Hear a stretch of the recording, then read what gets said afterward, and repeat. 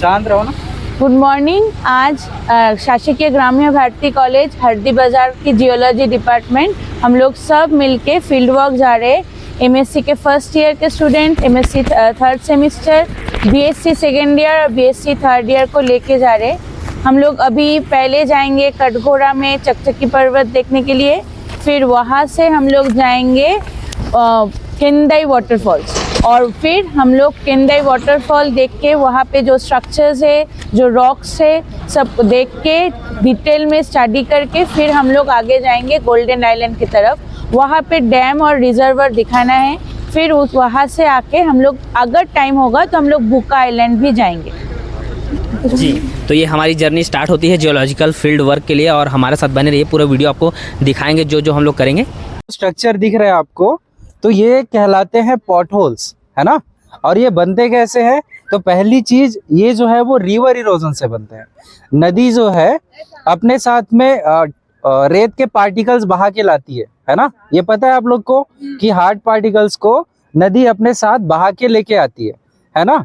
तो होता क्या है कि नदी जब फ्लो में बहते रहती है तो उस समय उसमें जो पार्टिकल्स होते हैं वो ऐसे किसी छोटी, इसमें कोई छेद रही होगी या कोई छोटा गड्ढा रहा होगा पहले से, वहां पे आके फंस जाएगा।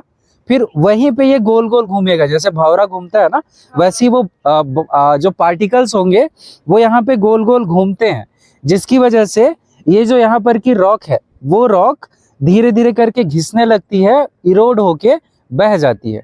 तो उसकी वजह से इस टाइप के स्ट्रक्चर देखने को मिलते हैं। इनको कहते हैं पॉट होल्स। ये जो है वो रिवर इरोजन का एक लैंडफॉर्म है, एक स्ट्रक्चर है जो रिवर इरोजन के कारण बनता है। ठीक है, तो एमएससी फर्स्ट सेम वाले आप लोग को इसकी रिपोर्ट बनानी है। आप क्या करोगे, इसको स्पॉट 1 इस जगह का लैटिट्यूड लॉन्गिट्यूड लेना है और इसकी फोटो अटैच करनी है। उस फोटो के साथ में ये जगह कौन सी है लैट लॉन्ग अटैच करना है। फिर पॉट होल होता क्या है, कैसे बनता है, ये चीजें आप लोग को अपनी रिपोर्ट में लिखनी है एमएससी फर्स्ट सेमेस्टर को। ठीक है, तो ये स्ट्रक्चर समझ लो क्या होता है। देखो जैसे ये बने है ना राउंडेड शेप में, वैसे ही उधर दिख रहा होगा।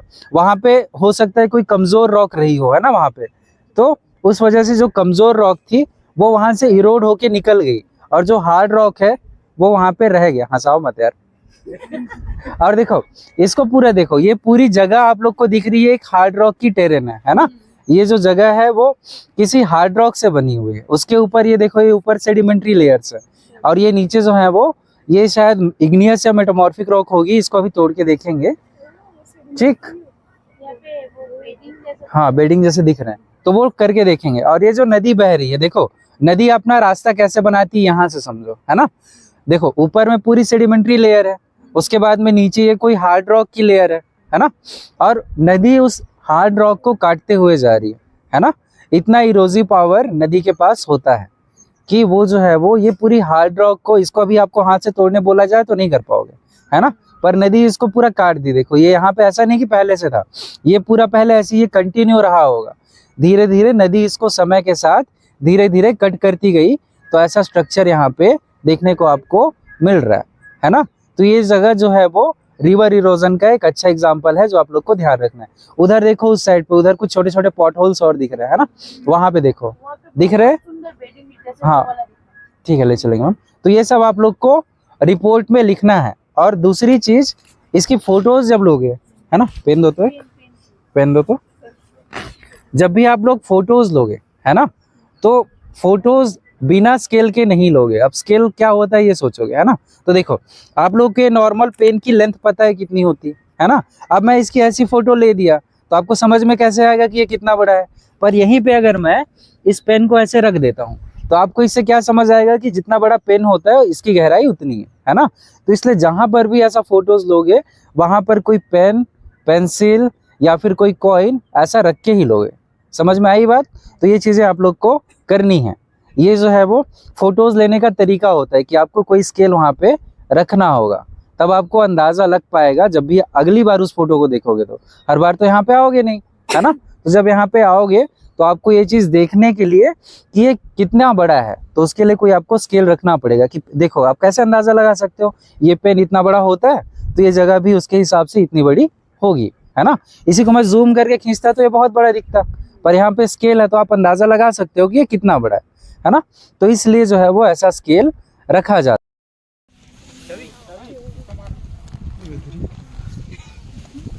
ठीक है, तो इस पर जो है वो वाटर का इफेक्ट हुआ, है ना। पायरोक्सिन में होता है मैग्नीशियम आयरन, है ना। तो वो मैग्नीशियम आयरन इसके साथ रिएक्ट किया, तो रिएक्शन की वजह से ये ग्रीन कलर में यहाँ पे ऑल्ट्रेशन हो रहा है इनका। तो ये जो दिख रहा है ना, ये ग्रीन कलर का इसका वेदर्ड प्रोडक्ट है ना। और ये अंदर जो है इसमें ये पायरोक्सिन और प्लेजियोक्लेस फेल्सपार, ऑर्थोक्लेस फेल्सपार और क्वार्ट्ज है इसमें।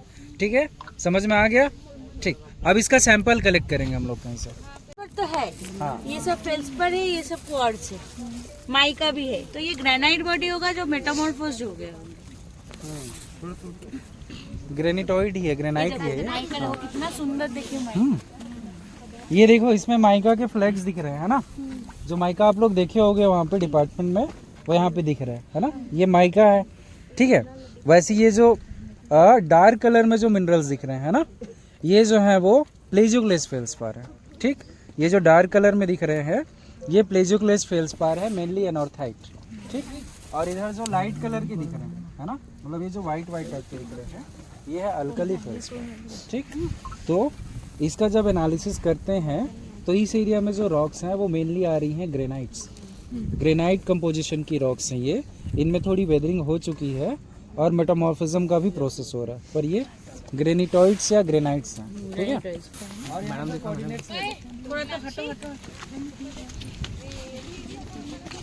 Spot to Hanumangarhi temple coordinates ले लो। माइका ही ज्यादा है, तो ये माइका हाँ? मतलब ये माइका, ये सब माइका है। हाँ, जो दिख रहा है माइका है। तो इसलिए वो चकचकी पर्वत, ये सब क्वार्ट्ज है। तो क्वार्ट्ज हैं ये सब क्वार्ट्ज है। देखो, आ जाओ इधर।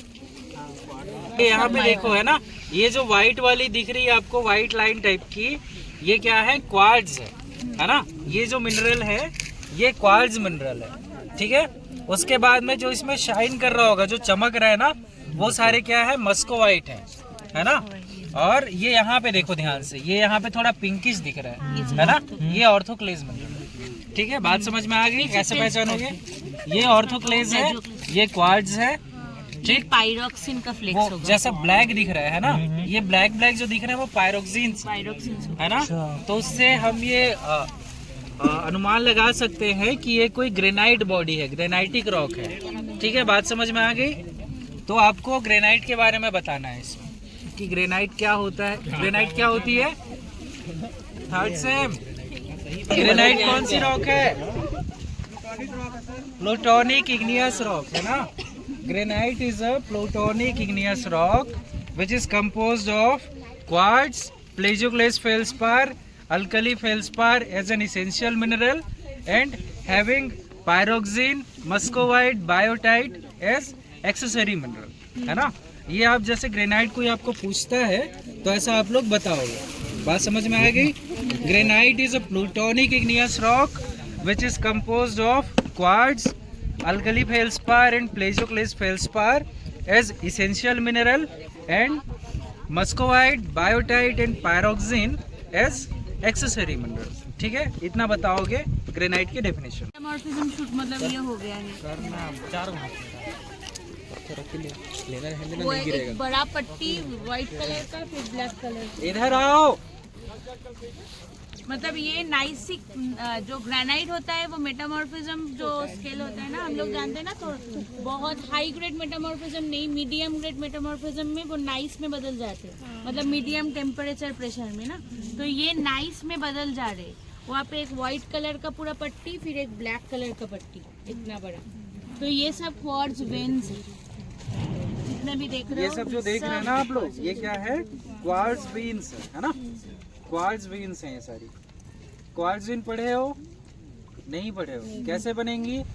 देखो, ये जो रॉक है ना, इस रॉक में छोटे फ्रैक्चर्स रहे होंगे। फ्रैक्चर समझ रहे हो? दरार, है ना। तो उन दरार में बाद में किसी मैग्मा से ये क्वार्ट्ज के मिनरल बह के आए और उस दरार को फिल कर दिए, उसी इस तरीके की क्वार्ट्ज वेन्स बनती हैं। ठीक है, बात समझ में आ गई? ये यहाँ पे कैसे आया होगा? ऐसा तो नहीं कि दोनों एक साथ बने होंगे, नहीं। ये रॉक पहले बनी थी, उस रॉक में फ्रैक्चर्स हुए, उन फ्रैक्चर के बीच में फिर बाद में ये क्वार्ट्ज मिनरल जो है वो बाद में आके यहाँ पे डिपॉजिट हुए। बात समझ में आई? तो ये स्ट्रक्चर कहलाएगा क्वार्ट्ज वेन्स। कहाँ पे बनेंगे? फ्रैक्चर्स में। ठीक, समझ में आ गया?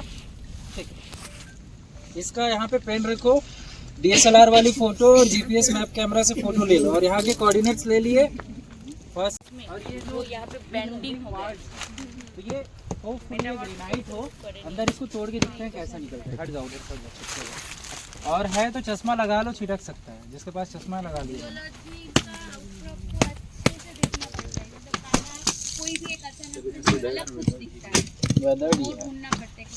और देखो जिसके पास ग्लासेस है, ग्लासेस लगा लेना ना।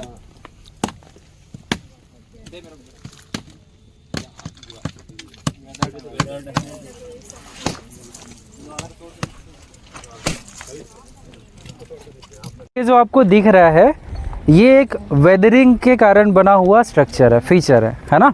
यहाँ पे आप लोग क्या देख रहे हो कि रॉक्स में आप लोग को ऐसी लेयर्स दिख रही है ना, ये सारी अलग अलग लेयर्स दिख रही हैं आप लोग को, है ना। और ये आप लोग को कुछ ऐसा लग रहा है कि ये किसी चीज़ से ऐसे छिलका निकालते जा रहे हैं, हाँ। है ना, वैसा कुछ दिख रहा है, हाँ। है ना। तो ये कहलाता है एक्सफोलिएशन या स्फेरॉइडल वेदरिंग, इसको कहते हैं। वेदरिंग का एक टाइप है ये, स्फेरॉइडल वेदरिंग या एक्सफोलिएशन इसको कहते हैं। इसमें क्या होता है कि जो रॉक है ना, वो लेयर्स के फॉर्म में इरोड होते जाती है। जैसा आप लोग को यहाँ पे दिख रहा है कि यहाँ पे आप लोग को अलग अलग लेयर्स दिख रही हैं, है ना। तो ऐसे ही लेयर्स के फॉर्म में रॉक इरोड होती जाती है। ऐसा क्यों हुआ है? यहाँ पे बारिश का पानी इधर स्लोप है ना, स्लोप की वजह से बारिश का पानी इधर से बह के नीचे उतर रहा है ना। तो पानी की वजह से इस पर प्रेशर पड़ रहा है, तो ये एक तो वो कारण हुआ इरोड होने का, है ना। दूसरा यहाँ पे कंटिन्यूसली सनलाइट आ रही है ना। सनलाइट के कारण यहाँ की जो रॉक है, उसका जो बाइंडिंग मटेरियल है वो कमज़ोर होते जा रहा है, जिसके कारण सारे ग्रेन्स एक दूसरे के साथ सही से चिपक के नहीं हैं, है ना। इस वजह से ये जो यहाँ का मटेरियल है वो धीरे धीरे करके इरोड होके नीचे जा रहा है। और आप लोग देखोगे कि नीचे उधर मिट्टी दिख रही है ना। वो मिट्टी यहीं के जो प्रोडक्ट है, वेदरिंग के जो प्रोडक्ट है, यहाँ का जो मटेरियल है, वहीं से वो इरोड होके उधर इकट्ठी हो रही है। तो मिट्टी ऐसे ही बनती है, कहीं पर की रॉक जो है वो इरोड होते जाएगी और कहीं दूसरी जगह पे जाके जब इकट्ठी होती जाती है तो उसके कारण सॉइल या मिट्टी का निर्माण होता है ना। तो ये जो है वो एक एक्सफोलिएशन का फीचर है जो आप लोग को रिपोर्ट में बनाना है। यहाँ पे एक वो हो गया, चलो बंद कर दो। तो यहाँ पे एक वो रख लो, हैमर या फिर पेन, और इसकी फ़ोटो ले लो। इसको एक्सफोलिएशन करके बनाना। कौन सा होगा ये? साइट तो 2 ही है, स्पॉट 4 होगा शायद, है ना। 3 या 4 है, कौन सा है? 4 है। हाँ लिख लो, स्पॉट 4 एक्सफोलिएशंस। कोऑर्डिनेट GPS कैमरे में मिल जाएगा।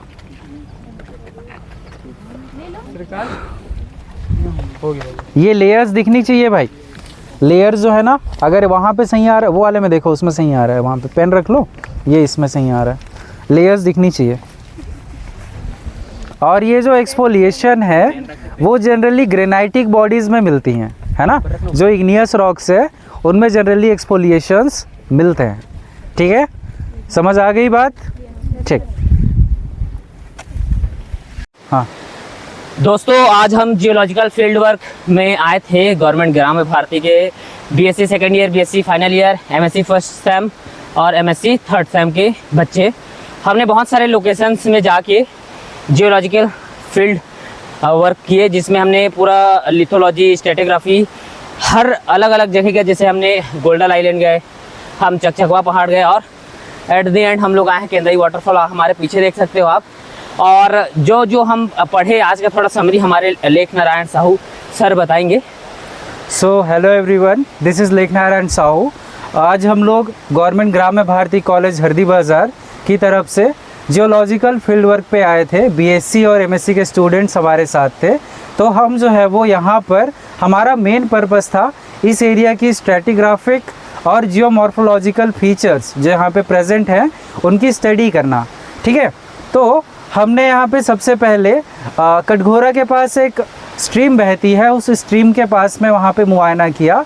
वहाँ पे कुछ हमको सैंडस्टोन की रॉक्स मिली जिनमें पोर्ट होल्स वगैरह जियोमॉर्फोलॉजिकल फीचर्स हमको देखने को मिले। उसके बाद में हम लोग आगे गए